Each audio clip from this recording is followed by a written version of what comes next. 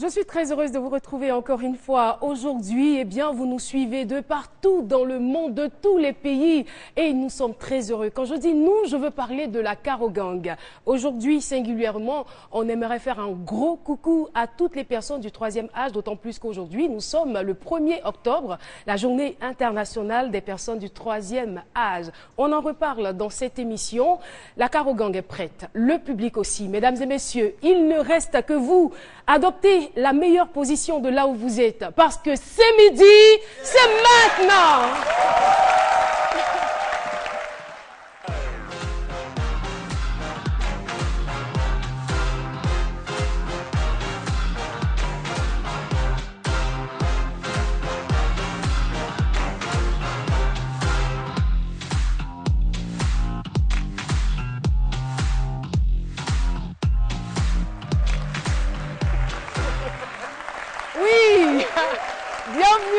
Bienvenue à toutes et à tous dans cet autre rendez-vous. Eh bien, public, merci à vous d'être là. Merci beaucoup. Et quand je vous dis merci, je veux entendre quand même. C'est pour vous entendre. Mine de rien, ça nous stimule. Et ce n'est pas Nessie qui dira le contraire. La Caro Gang. Comment vas-tu, Nessie? Tu m'attaques. Mais c'est pas attaque. Non, c'est un compliment. D'accord. Je vais bien. Très bien. Oui. Et le sourire, il est toujours au top. Impeccable. Bravo à Nessie, qui va tout à l'heure nous parler des vertus de la pomme. Et puis... Mais oui, je demande aux téléspectateurs de tous se munir, se munir d'une pomme parce que tout à l'heure, ça va croquer. Grave, quoi. Et on sait de quoi tu es capable. Alissa. Oui, Caro. Tout en beauté. Hein. Merci.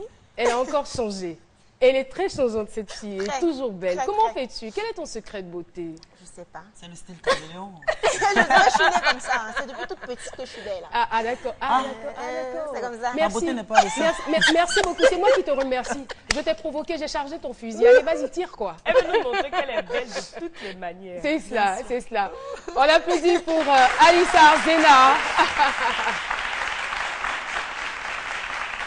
Et puis vous ne me direz pas le contraire, hein, il devient de plus en plus beau, il apprend à sourire, il est élégant, il fait beaucoup de choses ce gars-là. Docteur Philo. Grâce aux téléspectateurs et grâce à tous les fans, vraiment, je leur dis merci parce que je reçois pas mal de messages d'encouragement, plus particulièrement aujourd'hui. Et surtout de la gente féminine. Hein. Ah oui, masculine également. C'est bizarre, mais beaucoup plus de la gente féminine. Je fais un coucou particulier à la famille d'Ambélé du côté d'Angré qui ne cesse de m'encourager, Noura et puis Leïla. Voilà. Aussi à tout le village. Hein, voilà, de l'Éban. D'accord. Voilà. Eh bien, le thème de ce jour, la vie après 50 ans. Avant toute chose, je veux laisser la parole à Docteur Philo pour nous parler donc de ce thème et puis on verra la suite quoi. On retrouve tout de suite Docteur Philo. Phil, la vie après 50 ans. C'est un thème très délicat, parler des personnes âgées, c'est des gens qu'on respecte beaucoup. Tout à fait. Mais je voudrais demander au public, vous avez l'habitude d'applaudir les chroniqueurs, la présentatrice, mais aujourd'hui, l'applaudissez Dieu. J'ai dit Dieu.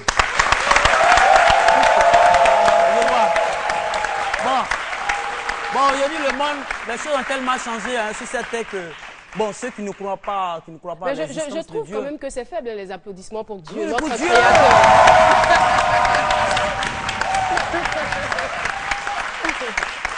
Non, j'ai la solution.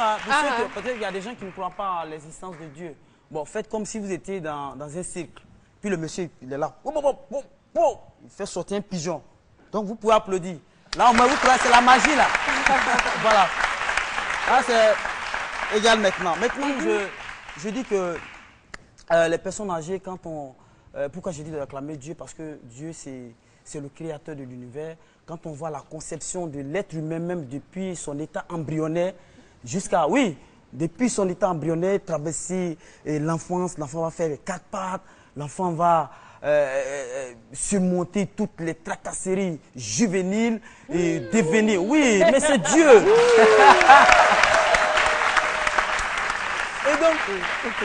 Et venir atteindre la trentaine, la quarantaine, la soixantaine et même la centaine, vraiment, Dieu, il est merveilleux. Et venir s'asseoir comme ça sur le plateau. Non, moi, j'ai pas encore atteint ça. Non, oui. la trentaine. Oui, je dis merci à Dieu de m'inspirer chaque jour. Donc voilà, il m'inspire chaque jour. Puis voilà. En tout cas, pour t'inspirer, il t'inspire. Hein. Voilà, il t'inspire jusqu'à... des fois, on a l'impression jusqu'à atteindre le troisième âge, parce qu'on dit que le troisième âge, c'est l'âge, la période qui suit la cessation des activités professionnelles. Tout à fait. Voilà, donc la retraite, la pause. Voilà, même il y a le au départ, c'était 60 ans, mais depuis que l'âge de la retraite est passé à 65 ans. Voilà. Et donc, vraiment, il y a certains parents, il y a certains vieux, vraiment, ils refusent de vieillir. Ouais, ça, on le sait, ils refusent. Il y en a même... Un exemple? Il n'y a pas d'exemple, mais dans le temps... Quelqu'un qui refuse de vieillir, mais qui a envie, je veux dire, qui a envie de vieillir. C'est vrai qu'il y a des signes qui ne trompent pas. On a pris de l'âge, on a quelques petits cheveux blancs, il y a des rides, il y a peut-être la calvitie, mais après tout, on se sent jeune à l'intérieur, n'est-ce pas, docteur Philo? Oui, il y a un adage qui dit qu'on regrette la vieillesse. La vieillesse, lorsque peut-être que notre enfance, on a été un peu... on n'a pas pleinement... On n'a pas pris un peu conscience, un peu trop. Qu'est-ce qu'il y a? Non, je vous ai dit que le sujet il est très délicat. Tu as pris un coup de vieux ou quoi? Non, attends là. Moi, mais qu'est-ce qu'il y a? Il y a des gens de 60 ans, 70 ans qui sont avec nous, qui sont bien vigoureux, mais qu'est-ce que tu as ce matin? Pardon, j'ai laissé beaucoup de vieux au village là-bas. C'est de ça que tu t'en parlais. Mais j'étais en train de dire qu'il y en a qui refusent de vieillir. C'est vrai que depuis là, vous l'avez remarqué, je suis en train de leur faire la part belle des choses, mais il faut aussi dire ce qui ne va pas. C'est clair. Voilà, le vieux Benoît, il s'est fait appeler Benson. Le Benoît. Même Digba, il dit Digba Sbili. Il ne veut pas vieillir. Et tu imagines la jaquette, tout ça au quartier, avec le jean bad boy. Quand la petite fille prend. Bad boy, c'est bon, slim. Quand la jeune fille l'appelle comme ça, tonton, oh laisse-moi, on le sort. Tonton Bernard, on le sort. Bernard Sbili, laisse-moi. Il y en a même, ils ne veulent pas même bien Yomo. Merci beaucoup, docteur Philo. Et tout de suite, on va partir pour le micro-trottoir. Quel est votre message pour les personnes du troisième âge? La question n'est pas adressée à vous non plus. C'est le micro-trottoir. Ils ont été le passé, ils sont dans le présent et seront le futur. Bon, nous aimerons prendre leur exemple et que Dieu veille sur eux pour qu'on ait des sages conseils avec eux.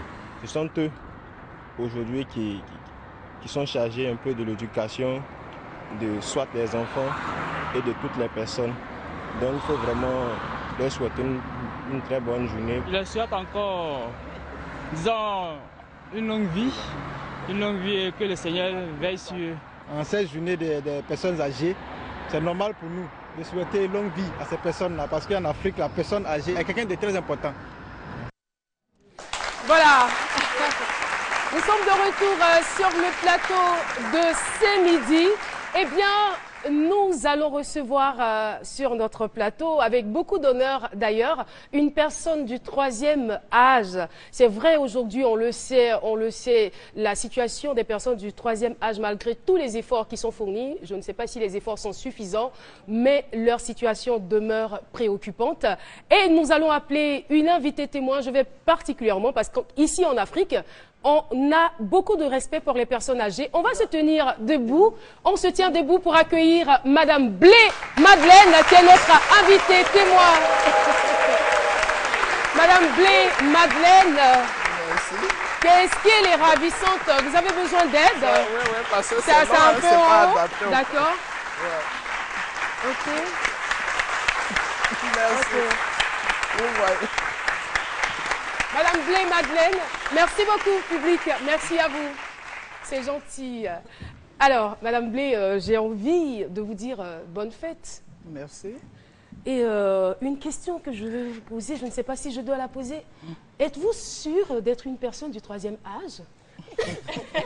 Parce que franchement, j'ai quand même quelques doutes. Naturellement, je suis une personne du troisième âge. Ah, vous portez bien votre âge. Hein? Merci beaucoup. Alors, comment est-ce que vous vous sentez dans votre peau, dans votre statut, je dirais, de personne du troisième âge? Ben, assez bien.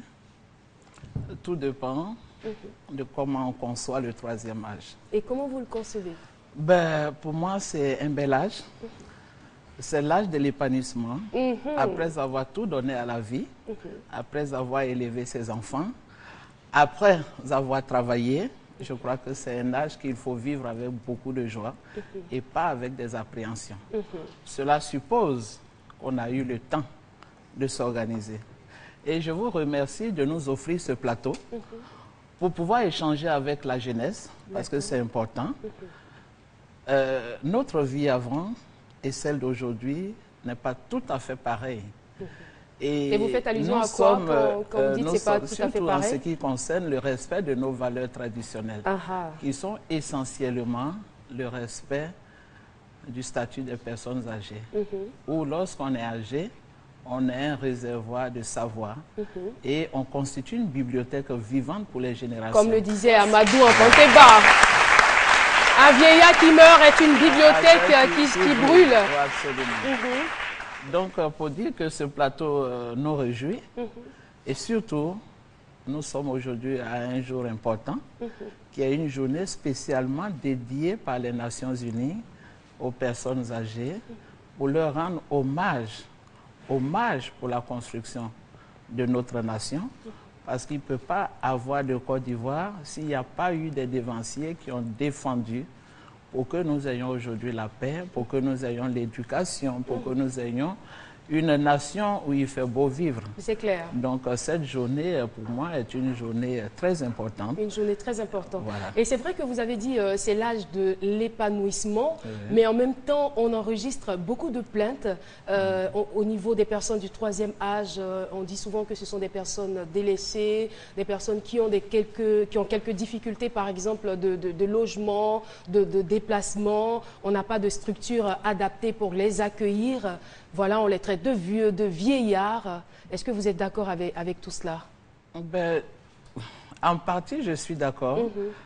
Parce que c'est lié aux conditions de vie dans les grandes agglomérations. C'est pour ça, tout à l'heure, quand je parlais, il faut faire le parallèle entre la société traditionnelle qui a une autre vision de la personne âgée et la société. Et cette vision-là était focalisée, on va dire, sur elle est très positive. Plus on vieillit, plus on acquiert de l'utilité et plus on a de l'importance aux yeux de la société et on est vénéré, on est respecté. Rien ne peut se passer sans qu'on recourt au Conseil des personnes âgées. Clair. Et c'est eux.